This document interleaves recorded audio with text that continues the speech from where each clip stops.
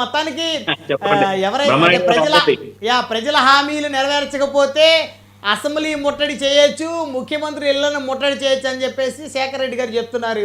నిన్నేమో జోగి రమేష్ గారు చెప్పారు, మాజీ మంత్రి వైఎస్ఆర్సీపీ నుంచి. ఇప్పుడేమో ఆ పార్టీ అధికార ప్రతినిధి ప్రజలకు కడుపు కాలితే ఎంతమంది అయినా సరే ముట్టడి చేయొచ్చు అని చెప్తున్నారు. ఎంతమంది అయినా సరే వెళ్ళి అర్జీలు ఇవ్వచ్చు, 10,000 మందిని ఇవ్వచ్చు, 1,00,000 మందిని ఇవ్వచ్చు అని చెప్తున్నారు. అంటే కొత్తగా మరి ఫాలో అవుతున్నారు. ఇక్కడి నుంచి మరి మిగతా వాళ్ళు కూడా ఫాలో అవుతారు. జగన్మోహన్ రెడ్డి గారి దగ్గరికి వెళ్ళి బాబు మేము ఈ పథకాలు అమలు చేసామని ఓ 10,000 మంది ఈ కూటమి నాయకులు ఎవరన్నా ఆయన ఇంటి ముందుకు వెళ్తే మళ్ళీ అక్కడ లా అండ్ ఆర్డర్ ప్రాబ్లం అవుతుందేమో మరి బాజీ గారు. ఇప్పుడు శేఖర్ రెడ్డి గారు మాట వాస్తవమే. వైఎస్ఆర్సీపీకి ప్రత్యేక హక్కులు ఉన్నాయి.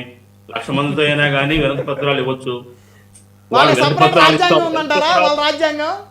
అంబేద్కర్ గారు ఇచ్చిన రాజ్యాంగం సార్, నాకు సపరేట్ రాజ్యాంగం లేదు. అంబేద్కర్ గారు ఇచ్చిన రాజ్యాంగమే.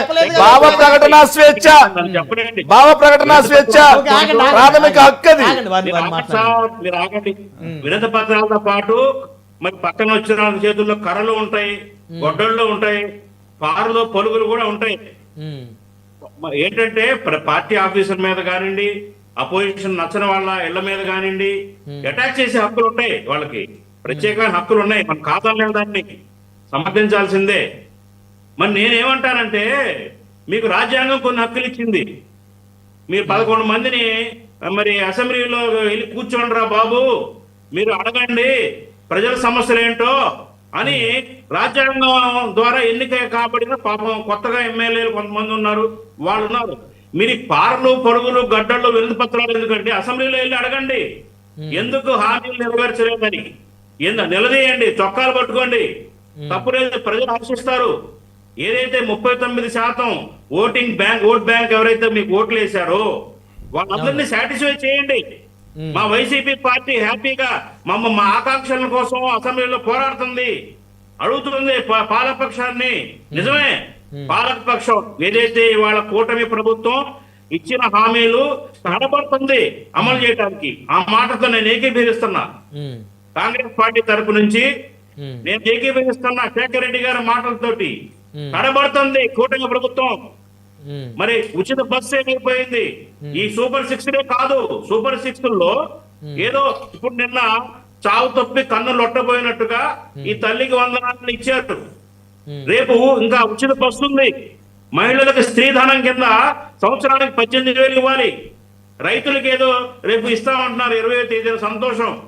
అట్లాగే మొన్న తుఫాన్ వచ్చినప్పుడు వరదల్లో కొట్టుకుపోయిన మరి నష్టపోయిన రైతులకి ఇవాళ వరకు దిక్కులేదు, ఏమి ఇవ్వాలా. 10,000 ఇస్తాము అని వాలంటీర్లని పాపం హామీలు ఇచ్చి వాళ్ళని వాడుకున్నారు. వరదల్లో 10,000 ఇస్తామని వాలంటీర్లని చుక్కలు చూపించారు, బజార్లో వదిలేశారు. బీసీలకి ఏదో ఇస్తామని డిక్లరేషన్ అన్నారు, పొడుస్తామన్నారు, అవి చేయలా.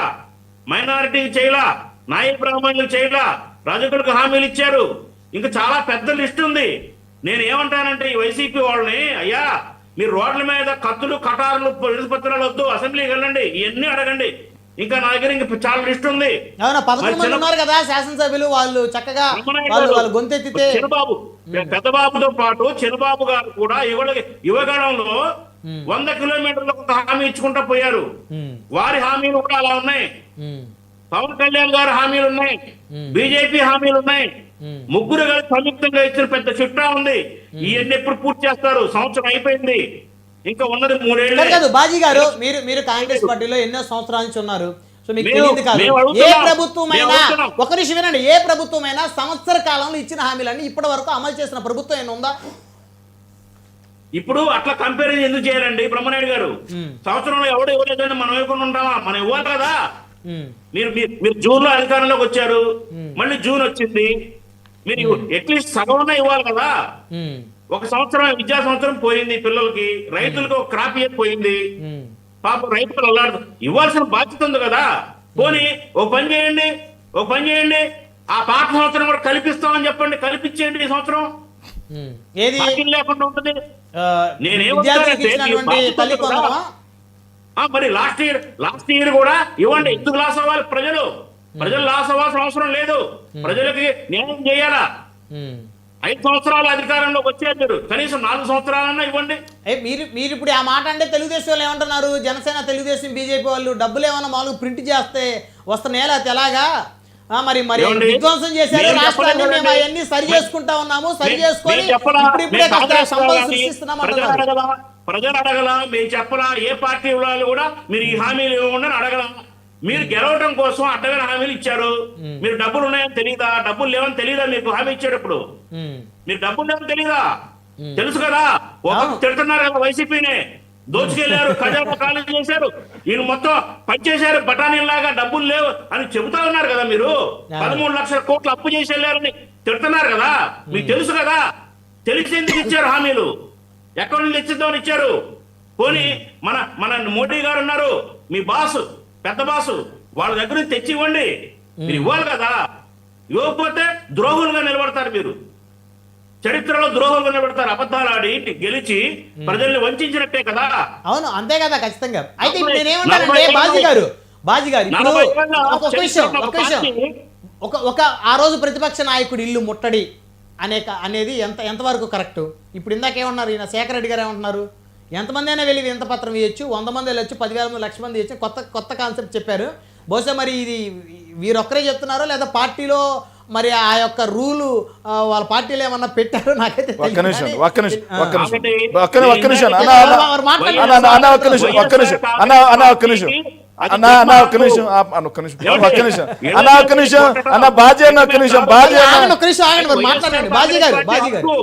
వాళ్ళకి ఇచ్చారు ప్రత్యేక హక్కు. అందుకనే అంటున్నాను, ఏమండి ఆ ప్రత్యేక హక్కు వదిలేయండి, రాజ్యాంగం ఇచ్చిన హక్కును వాడుకోమంటున్నాను నేను. రైట్. ఇకపోతే బాజీ గారు ఇకపోతే ఫోన్ ట్యాపింగ్ వ్యవహారంలోకి వద్దాం. షర్మిల గారి ఫోన్ కూడా ట్యాప్ అయింది. మాకు కూడా అనుమానాలు ఉన్నాయి. ఎందుకంటే జగన్మోహన్ రెడ్డి గారికి, శర్మిలారెడ్డి గారికి అప్పట్లో విభేదాలు ఎప్పటి నుంచో ఉన్నవి. ఈవిడ యాక్టివిటీస్ తెలుసుకోవటం కోసం, ఎందుకంటే కేసీఆర్ గారు ఆయన యొక్క గాడ్ ఫాదరు జగన్మోహన్ రెడ్డి గారికి, కేటీఆర్ గారు అనుకు మిత్రుడు.